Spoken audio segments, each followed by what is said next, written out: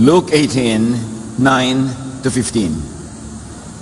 Sinabi rin ni Jesus ang talinghagang ito sa mga taong matuwid ang tingin sa sarili at hinahamak naman ang iba. May dalawang lalaking pumasok sa templo upang manalangin. Ang isa ay pariseo at ang isa ay maniningil ng buwis. Tumayo ang pariseo at nanalangin ng ganito: O Diyos, nagpapasalamat ako sa iyo sapagkat hindi ako katulad ng iba na mga magnanakaw, mandaraya, mangangalunya, o kaya'y katulad ng maniningil ng buwis na ito. Samantala, ang maniningil naman ng buwis, makatayo sa malayo, at di man lang makatingin sa langit. Dinadago kanya ang kanyang dibdib at sinasabi, O Diyos, mahabag po kayo sa akin na isang makasalanan. Sinasabi ko sa inyo, sabi ni Jesus, ang lalaking ito ay umuwing matuwid sa harapan ng Diyos at hindi ang pariseo. Sapagkat ang sino mang nagmamataas ay ibababa at ang nagpapakababa ay itataas. Jesus and Judges. Lord, salamat po dahil kayo ang aming tagapagligtas, kayo ang aming tagasukat, kayo ang nagmamahal sa amin. Pakalinisin niyo po ang aming puso at ngayon ay punuin ang inyong karunungan na magiging gabay at liwanag ng aming buhay. Be our speaker, be our teacher, Father. We seek you with thanksgiving in the name of Jesus, the teacher, our Lord, our Savior. Jesus and Judges. Napakalinaw ng ipinakitang dalawang kwento. Nangyari sa iisang panahon at isang lugar, dalawa ang karakter. Luke 18:9-10, isa-isahin natin. Jesus told a story to some people who thought they were better than others and who looked down on everyone else. Two men went into the temple to pray. One was a Pharisee and the other a tax collector. So agad-agad, malinaw na, pipili tayo kung sino sa dalawang ito ang mas katulad natin ng ating personal na pananampalataya, personal na ugali at asal. Luke 18:11. The Pharisee stood over by himself and prayed, God, I thank you that I am not greedy, dishonest, and unfaithful in marriage like other people. So sa kanyang paglapit sa Diyos, ay meron na agad siyang comparison, pinupuri ang sarili, at hinahamak ang kapwa. Para bang sabi niya, good morning myself. And I am really glad that I am not like that tax collector over there. Pagpapatuloy niya sa verses 11-12. I go without eating for 2 days a week, and I give you 1/10 of all I earn. So pinuri ng pinuri nitong Fariseo ang kanyang sarili habang siya ay nagdarasal sa Diyos. Habang hinahamak niya ang kapwa, lalong-lalo na yung particular person na nakikita niya. Buti na lang hindi ko siya katulad. Hindi ako katulad niya. Makasalanan siya. Ako, napakabuti ko. Nag-aayuno ako. Faithful ako sa tithing and everything. So in other words, sinasabi ng Pharisee na ito, buti pa ako kesa sa iba. Samantalang yun namang tax collector ni hindi lumalapit doon sa dambana, malayo siya, feeling niya hindi siya deserving. Verse 13. The tax collector stood off at a distance and did not think he was good enough even to look up toward heaven. He was so sorry for what he had done that he pounded his chest and prayed, God, have pity on me. I am such a sinner. So yung Pariseo, kalahok sa usapan niya with God, yung ibang taong kanyang hinahamak. Ito namang sinner na ito na tinatawag, siya lang at ang Diyos, ang karakter sa nangyayaring drama sa kanyang buhay. Hindi niya tinitingnan yung iba, yung sarili lang niya ang kanya ipinagsusulit.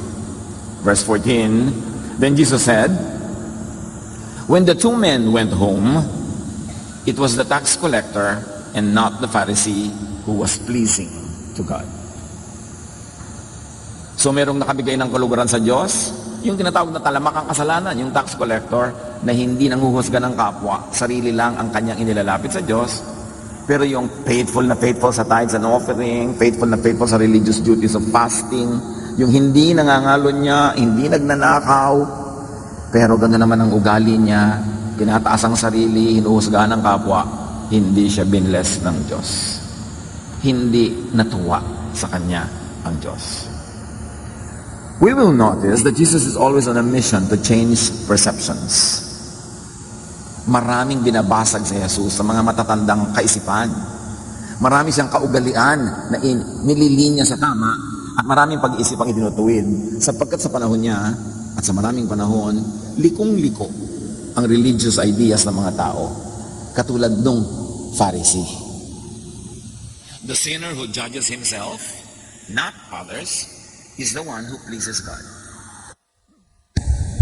Napakalinaw kay Jesus mismo nangyari ang kwento at siya ang nagkwento nito, siya ang nagturo. And there is very little of the Jesus teachings even in the so-called Christian churches.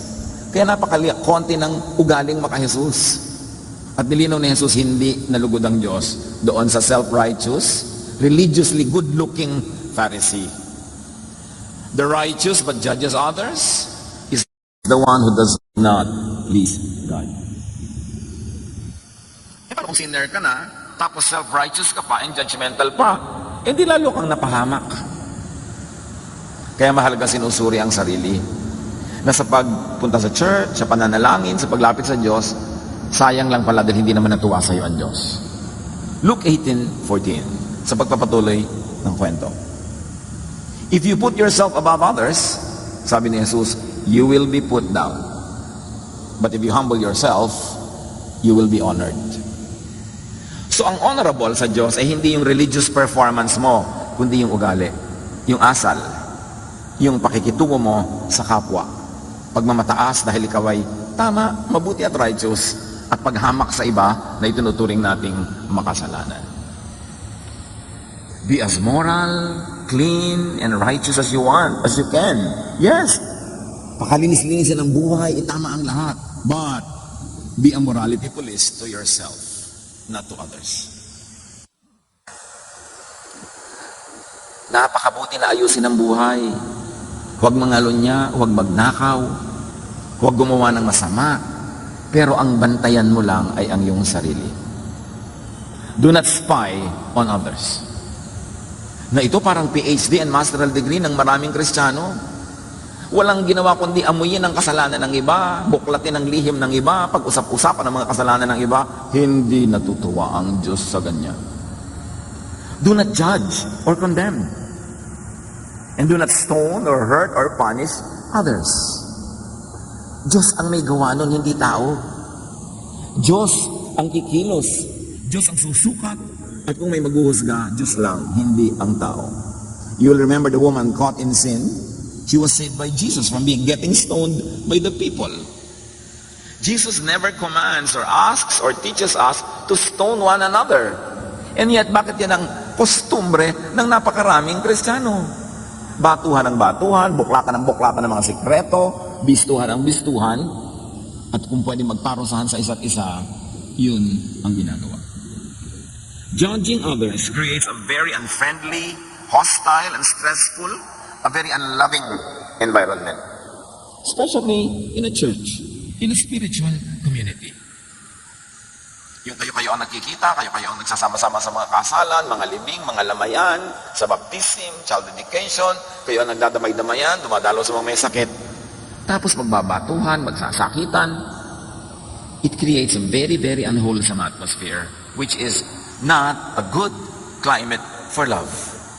Judging others pushes people to go underground, into hiding, into hypocrisy.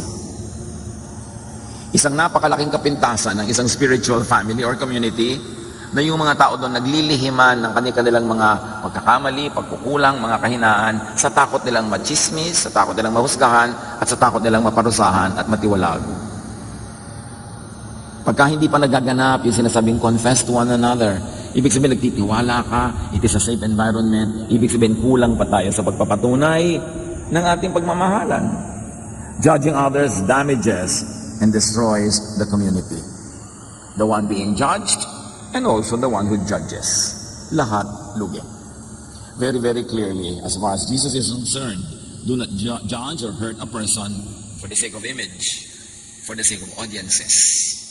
Ibig gusto natin parusahan ng isang nagkakamali para ipakita sa lahat na hindi kami natutolerate ng ganyan, pinaparusahan namin yan. Hindi kami pumapayag na ganyan lang. But do not do anything to each other just for the sake of an audience. Whether the audience is inside or outside the spiritual community. Ang kapatiran, the family is a hospital, not a showcase of perfect people. Ang hilig pa ng mga Christian, Christian ka, ganyan ka pa. Yan ang pinakamadalas lumabas, ganyan ka Christian.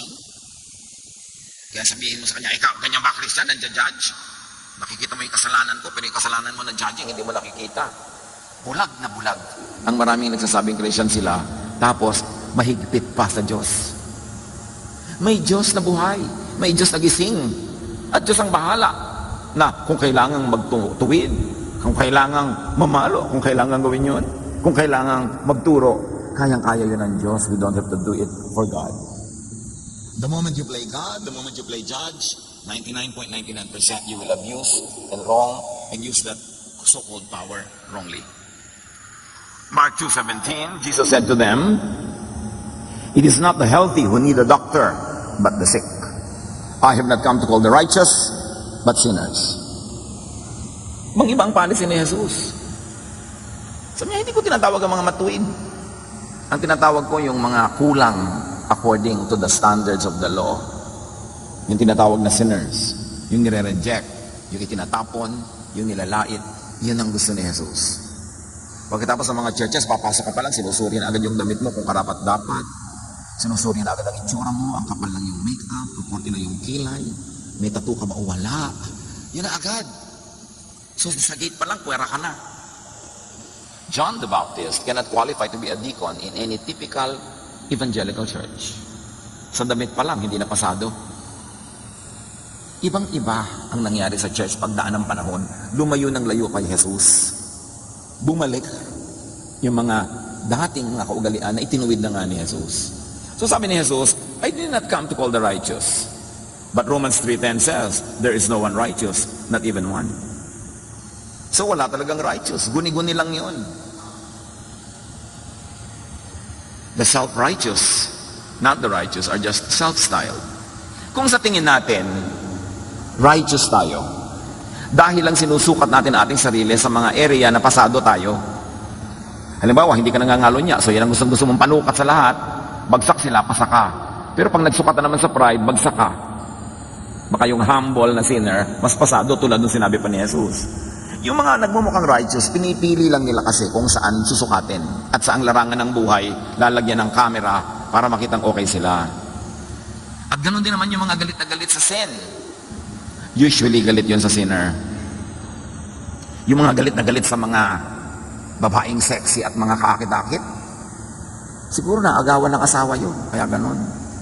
Na hindi naman sumama ang loob niya dahil naagawan siya ng asawa. Pero isipin mo, sa mga kasalanan ba ako galit? Hugot ko lang ba talaga yan? Bakit? Kasi hindi naman ako galit sa ibang kasalanan. Doon lang sa special kasalanan na yun ako galit na galit. And usually because na-damage din sila ng ganung uri ng mga kasalanan. Kaya dapat natin sinusukat ang ating sarili. Ano ba talaga ang giyera ko? Kanino? Minsan galit na galit ka sa buong concept of adultery just because you are naiinis sa isang taong alam mo na baka may ginawang atraso sa iyo at ikaw yung naagawan. Nagiging napaka-personal at pinipili natin kung saan lang tayo galit. Kasi po, sabi sa Leviticus, ganito, ganyan-ganyan. O di dapat galit na galit ka rin sa kumakain ng hipon. Kasi pinagbabawal din yun ng Leviticus eh. Bakit hindi mo pinipiling pagalitan yun? Yun lamang ayaw mo, ang pinipili mo. This is yung parang menu sa restaurant, pinipili mo lang kung ano yung morality mo na ipaglalaban at yung hindi mo naman personal na nakaka-apekto sa iyo parang hindi mo papansinin. So be a moral judge to yourself, not to others. Hindi natin ibinababa ang moral standards. Hindi natin ibinababa yung concept of goodness. Pero i-apply mo sa iyong sarili at huwag mong igiit sa iba. Matthew 7:1-5, don't condemn others, and God won't condemn you. God will be as hard on you as you are on others. He will treat you exactly as you treat them. So huwag mo daw kondenahin ang kapwa para hindi ka kondenahin ng Diyos. Kung ano ang panukat mo sa iba, yun din ang panukat sa ng Diyos. How hard is it to understand and apply this? You can see the speck in your friend's eye, sabi ni Jesus, but you don't notice the log in your own eye. Kitang-kita mo ang maliliit na puwing ng kapwa, pero ang laki-laki ng puwing mo, hindi mo siya pinapansin. How can you say, my friend, let me take the speck out of your eye when you don't see the log in your own eye? At si Jesus ang nagsasabi nito. Sinasabi niya, lahat kayo may puwing. Kaya ang lakas naman ng loob mo na magtanggal ng puwing ng iba. at mas malakas ang loob mo, ibig sabihin mas bulag ka lang, hindi mo lang nakikita ang mga puwing mo. You are nothing but show-offs. Sabi ni Jesus, pakitang tao lang kayo, pa-impress. Pero Diyos ang nakakakita sa inyong budhi. Wala kayong karapatang gawin ang ginagawa niyong paghuhusga sa kapwa. Kasi kayo man, maraming mga kakulangan. At ang payo ni Jesus, first, take the log out of your own eye. Then you can see how to take the speck out of your friend's eye. In so many words, Jesus is saying, mind your own moral business. Pakalinis-linisin, ituwid mo ang buhay mo at kayo lang ng Diyos na nag-uusap. Huwag mong tingnan yung kapwa mo tulad ng ibinigay ni Jesus na halimbawa. Nagdadasal siya pero sinasabi niya, buti pa ako hindi katulad niya. Buti pa ako kaysa sa iba. Sabi niya, umuwi yun, hindi na bless. Be moral. Be as holy as you can. Be as perfect as you can. But keep it to yourself. Do not impose your morality on others. Yung ayaw mo, huwag mo. Huwag gawin ang fellowship na police state na ang lahat nagsusumbungan, naglilitisan, ipapatawag ng isang konseho, isang makasalanan, lilitisin as if wala silang mga kasalanan. Ayaw na ayaw ni Jesus ng ganung uri ng pagkukunwari. At marami pa ngayon, mga religious groups, they ask the state to make their doctrine the law of the land. Isipin ninyo, kung isang relihiyon ay nanaig sa gobyerno at yung mga paniniwala nila ginawang batas, paano kung baligtarin mo, yung kakontrang relihiyon naman nila ang nanaig sa gobyerno at yung paniniwala ng relihiyon na yung naging batas, gusto mo yon? So kung ayaw mo ang gobyerno ay gamitin ng isang religious group na tagapairal ng kanilang katuruan, huwag mo rin gawin ng gobyerno na tagapairal ng iyong katuruan. Do not do to others what you do not want them to do unto you. Importante, magturo ka ng gusto mong ituro within your walls, within your group, but do not make it the requirement for everybody. Kailangan personal na nagsusubscribe ang isang tao sa isang katuruan at i-apply niya yon. Hindi yung pinupwersa siya na sundin yon. Lalo ka magpupwersa sa kanya ay ang estado. Correct others only after and if you have completely corrected yourself. Which means nobody can get to the point when you can correct others because you can never be perfect enough to qualify. Church is still lacking worldly, a failure if un-Jesus. When people spy and police on each other, be conscious of this. When people compare their godliness with that of others, when people condemn, punish, hurt other people that they label as sinners. Church is still a failure when people live in a climate of fear and imposed guilt.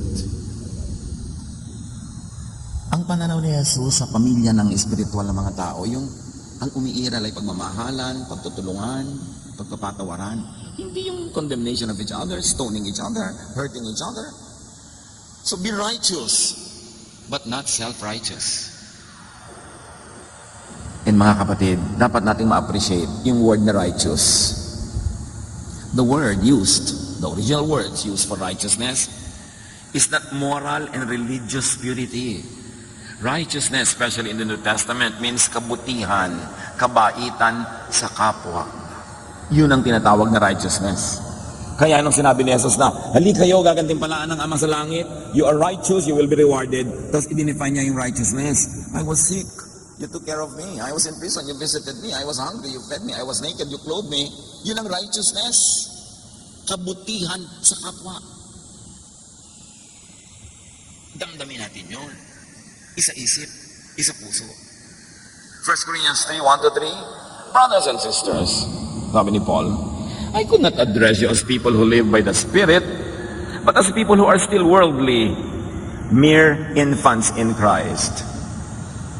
Sabi niya, alam niya, sa tinagal-tagal, hindi ko pa rin kayo maitrato na mature. Hindi ko kayo mapakain ng high spiritual food. Hindi ko kayo mapakain ng mga tunay na mahahalagang dieta ng Espiritu because you are immature in Jesusness. You are infants in Christ. Sabi ganon, I gave you milk, not solid food. For you were not yet ready for it. Indeed, you are still not ready. Napakaraming gustong ituro ni Paul. Hindi niya maituro. Kasi yung mga tao, grade 1 pa rin ang isip. Hindi niya madala sa grade 2, sa grade 3, hindi niya madala sa high school or college. Kasi Ganun ang pag-iisip. No higher teaching is possible because they want to stick to basics. They want to stick to the very, very basics. Sabi niya, you are still worldly. Anong ibig sabihin niya na worldly? Silipan, chismisan, sumbungan, kampi-kampi, condemnation of others, sakitan, parunggitan. Ba't ka pa naman umattend ng fellowship? Ba't ka pa nag-church kung yun lang pala ang mapapala mo? Ang Christian family, ang spiritual family of Jesus, ay isang kanlungan, a sanctuary, a hospital. Hindi siya isang lugar kung saan hukuman. Yung pupunta ka sa church, yung pala pagpasok mo, hukuman yun, lilitisin ka.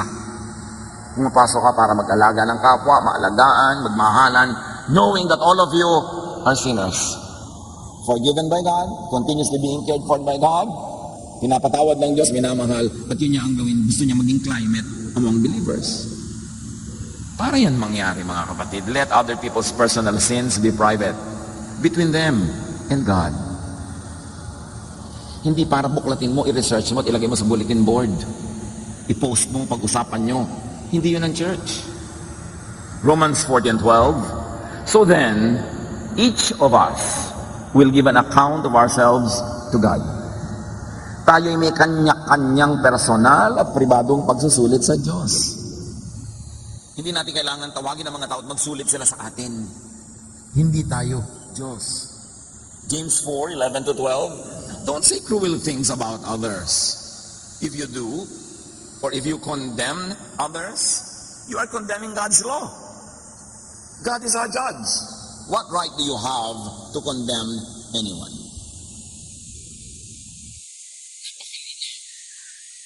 Huwag kayo magbibitaw ng masasakit na salita laban sa iba.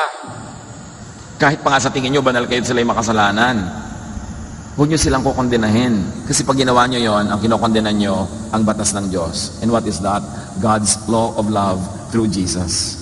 You break the greatest and only law that Jesus gave. Love one another. If you are unloving, you are a lawbreaker.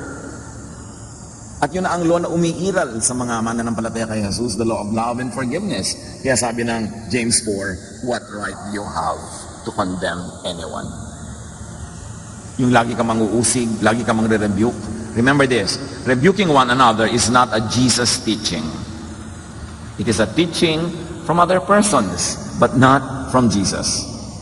Let the convicting about personal sin be done by the Spirit, not by you, not by the mob. Unless, of course, you are asked. And unless you are doing it in love. Because you have earned the privilege to speak to a sister or a brother, because above all, you have already proven your love.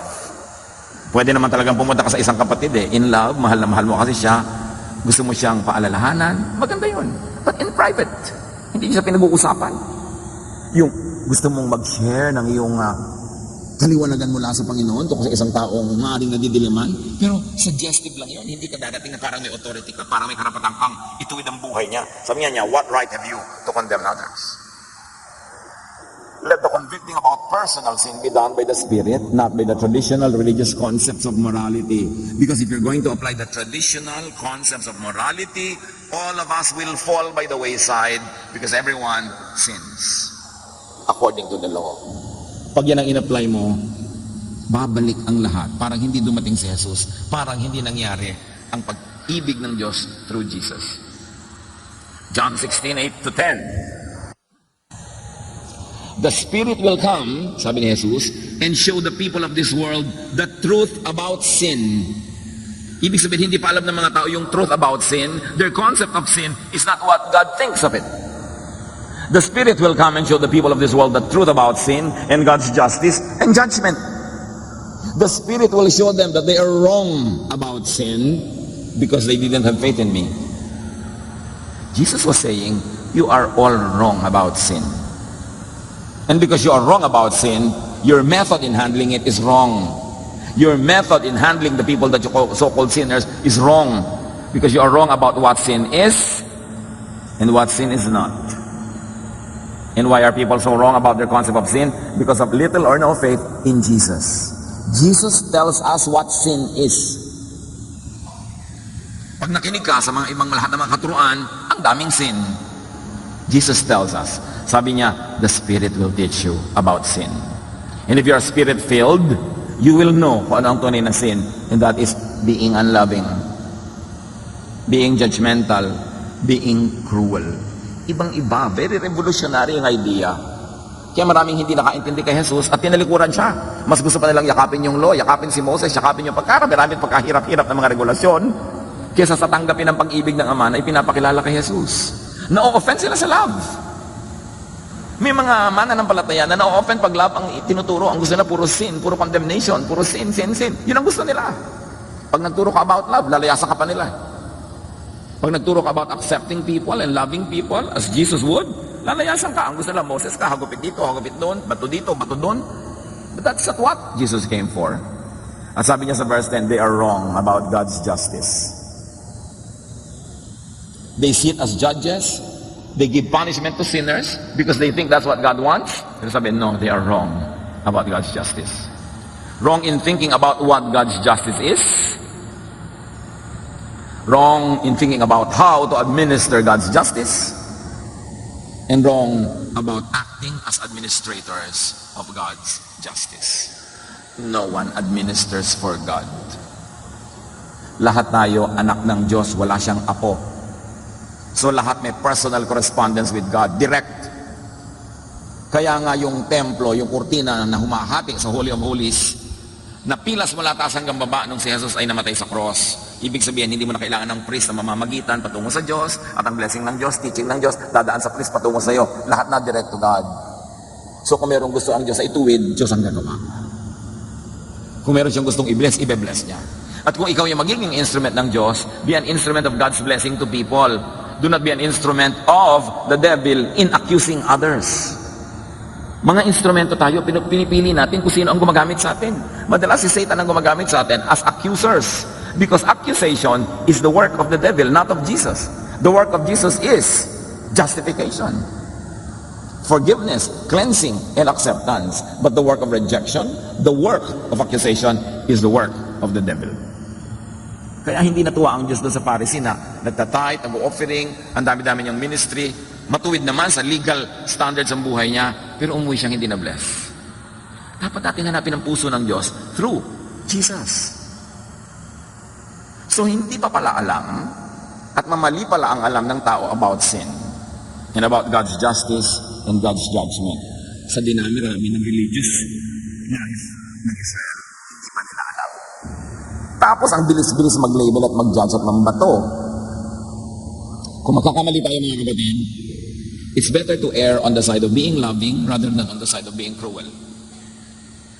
Kasi alangan namang very loving ka to the point na halos mali ka na sa pagiging loving. Alam mo pagalitan ka ng Diyos, o ikaw ha, sobra kang loving. Alam mo pagalitan ka. And God nga is love. Kung mapapagalitan ka dahil hindi ka loving, not for being loving, nawa malinaw sa atin. Pero kung nalilito tayo, ano bang gagawin ko? Maging loving ka na lang, hindi mo pala alam ang gagawin mo eh. Kung mali man yan, edi pagalitan ka ng Diyos, sobra kang loving. Ito ang yung gantimpala. Kasi gusto ko mga loving people. Huwag kayo magkamali on the side of being a Pharisee. Kasi yun ang kalaban ni Jesus. Para kay Jesus, people have wrong ideas about sin, judgment, and justice. Therefore, people mishandle and maltreat sinners. The sinners, according to their standards, fellow sinners, and even themselves. Kaya mag-ingat sa paghusga sa kapwa, maging sa sarili. Meron namang mga tao sobrang din maghusga sa sarili. Lagi na lang nabubuhay sa guilt, sa hirap ng loob, sa takot. Pati ikaw, beneficiary. Sabi ni Jesus, love others as you love yourself.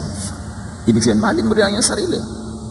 Many teachings on dealing with policing, judging, rebuking, and punishing of sinners do not come from Jesus, but from other persons, from un-Jesus religious traditions. May magsasabi, sabi po ni ganito, rebuke. Si Jesus may sabi. Kaya mahalaga mga kapatid ang Jesus filter. Yung mga katuruan lahat na yan, salain kay Jesus, yung papasalang ang pwede nating unquestioningly i-implement, and that will be the loving application. Yung mga unloving, yung mga cruel, yung mga judgmental, ilagay na sa library file, reference every now and then for personal use, but not to be imposed on other people. Mysteriously, many Jesus believers are very uncomfortable with Jesus as being the supreme and only standard. Some are even very uncomfortable with applying the Jesus filter. Ano gusto niyo gamitin na filter? Moses? Maraming pumipili pa rin nun. Pinapalaya na nga, gusto pang bumalik sa kulungan. Tinakalagot na ang tali, gusto pang dagdagan ng kadena. Napakahalaga na maunawa ang mensahe ni Jesus. Many religious people would reject Jesus as the true and the highest standard of correctness and righteousness. John 16, 1-9, sabi ni Jesus, I am telling you this to keep you from being afraid. Yung mga sumusunod kay Jesus, sabi niya, huwag kayo matakot. You will be chased out of the Jewish meeting places. Yung mga maka-Moses, yung mga maka-Pharisee, yung mga makalo, naku, re-reject nila kayo. Itataboy nila kayo, at kung pwede kayong itulak sa bangin, itutulak kayo sa bangin. And the time will come when people will kill you and think they are doing God a favor. Sabi ni Jesus yun. Sa pagsunod nyo sa akin, sa pagpapairal nyo ng pagpapatawad, pag-ibig, pagmamahalan, magagalit sa inyo ang mga legalista. At kung maaari, papatayin pa kayo. At ang iniisip nila, pinaglilingkuran nila ang Diyos na ikinalulugod yun ng Diyos. They will do these things because they don't know either the Father or me. Magagalit sila sa inyo, sa inyong Jesusness, kasi hindi nila ako kilala. At hindi nila kilala ang Ama na ipinapakilala ko. I am saying this to you now, so that when the time comes, you will remember what I have said. Hindi lahat matutuwa dahil maka-Jesus kayo. Hindi lahat matutuwa dahil maibigin at mapagpatawad kayo. Merong mga magre-reject sa inyo, itutulak kayo, at kung pwede kayong patayin, papatayin kayo. At kaya nila ginagawa yon, they don't know me. They are mistaken. They think they are serving God. At sabi pa ni Jesus sa verse 8, the Spirit will come and show the people of this world the truth about sin and God's justice and the judgment. The Spirit will show them that they are wrong about sin because they didn't have faith in me. They had faith in the Pharisees. They had faith in the law, not in me. Therefore, maling-mali ang pananaw nila kung ano ang kasalanan, na mas malaking kasalanan ng judgmentalism, condemnation of others, hurting of fellow people dahil lang sa legality. Faith in Jesus corrects all notions about sin and how to deal with sin and sinners. Kaya sobra tayong nag-e-emphasize ang Jesusness kasi 5,000 taon na hindi naman yan ang na-emphasize eh. Ang na-emphasize Moses-ness, Pharisee-ness, legalism, batuhan. Kaya ng prevailing atmosphere sa maraming Christian communities. John 1:29, the next day, John saw Jesus coming toward him and said, here is the Lamb of God who takes away the sin of the world. Yun ang ministry ni Jesus. Take away means take away. Remove from the table, remove from the agenda the concept of sin. While Jesus takes sin away, many Christians insist on focusing on sin. Pastor, mag-preach po kayo about sin. Itong kasama ko sa committee, sinner. Yung kasama sa choir, sinner. Yung kasama ko sa Sunday school, sinner. Puro sin ang ituro nyo para makondem ang lahat. But Jesus takes away sin. Many Christians insist on witch hunts, on branding others as sinners, and therefore punishing them. And many would love discipline, meaning punishment, rather than love and care, restoration, health, work, healing, which is the ministry of Jesus. Kaya sabi ni John, who represented the Old Testament, who represented the law and the prophets, and he was the last prophet of the old dispensation. Sabi ni John, Jesus must increase, I must decrease. Which means, love must increase, the law must decrease. Acceptance must increase, punishment and rejection must decrease. Caring must increase, stoning must decrease. Sabi niya, here is the Lamb that takes away the sins of the world. Tapos, lagi pang gusto sinang usapan, batuhan, parang hindi nangyari si Jesus. Psalm 103 verse 12, how far has the Lord taken our sins from us? Farther than the distance from east to west. Ganyan inilalayo ng Diyos ang kasalanan ng tao sa tao. Tapos yung mga relihiyoso, gusto nila laging idikit, ikabit. At laging yun na naman ang pag-usapan, ungkatin.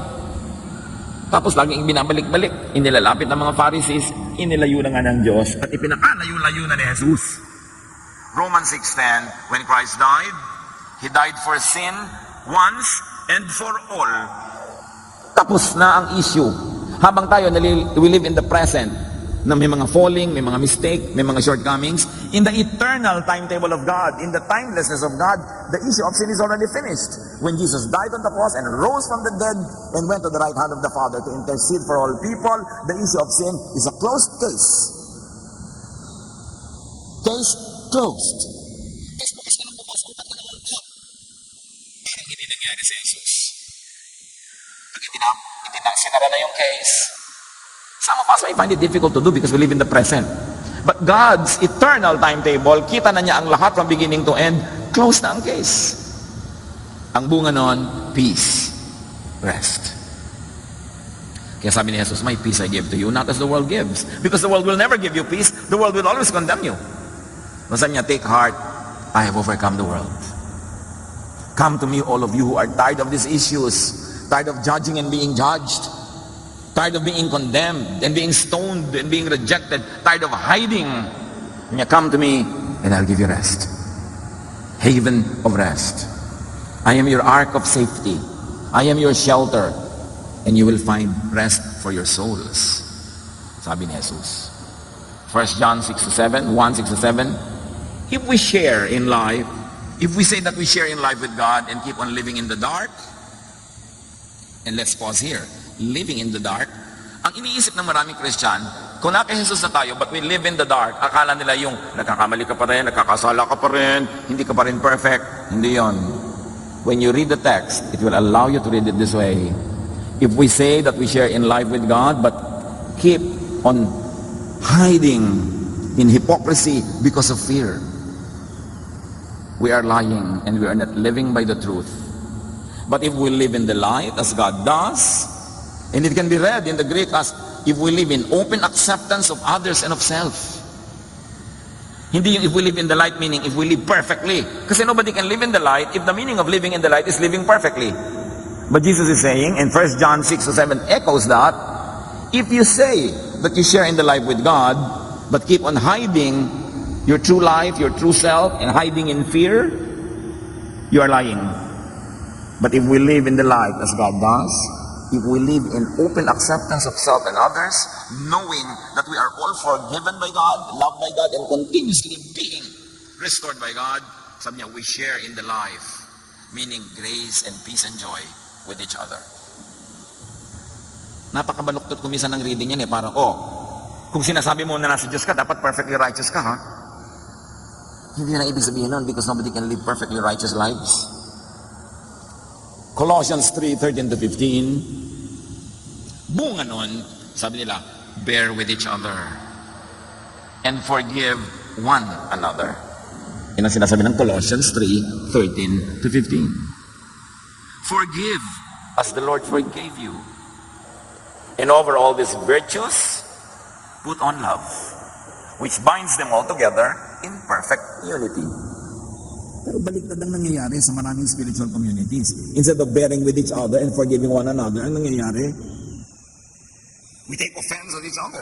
We judge each other. And we get angry with other people. And all of that divides us instead of unites us. Baliktad. Verse 15, let the peace of Christ rule in your hearts. Since as members of one body, you were called to peace. Inipon kayo para maging bahagi ng iisang pamilya lang, para maging kayo tahimik, maging payapa. In John 1:7, back to that, and the blood of His Son Jesus washes all our sins away. And read in Greek, it could be read as, the issue of sin becomes irrelevant because Jesus washes all that. John 3:35-36, the Father loves the Son and has given Him everything. Everyone who has faith in the Son has eternal life. But no one who rejects Him will ever share in that life, and God will be angry with them forever. So, how do you reject Jesus? By rejecting His teaching. His teaching on forgiveness, on love, on caring for one another. So, anybody who rejects Him, especially His teaching, will never have that life. Meaning you will never enter peace. You will never enter rest. You will always be agitated and bothered and troubled, na parang wala ka sa Panginoon. People who reject God's love and forgiveness and cleansing, as preached by Jesus, will not have life. They will only have trouble. People who reject Jesus and His message of love will not have life. They will have agitation and trouble and division, pain. Why not?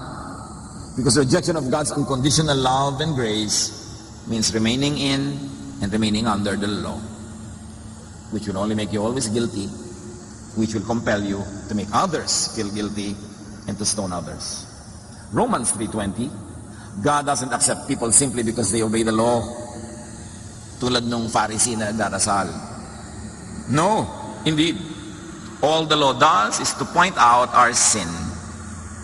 So kung hilig-hilig mo pa rin sa law, sin lang lagi ang mauungkat, sinner ka, sinner ang lahat, malungkot, magulo, parang hindi nangyari si Jesus.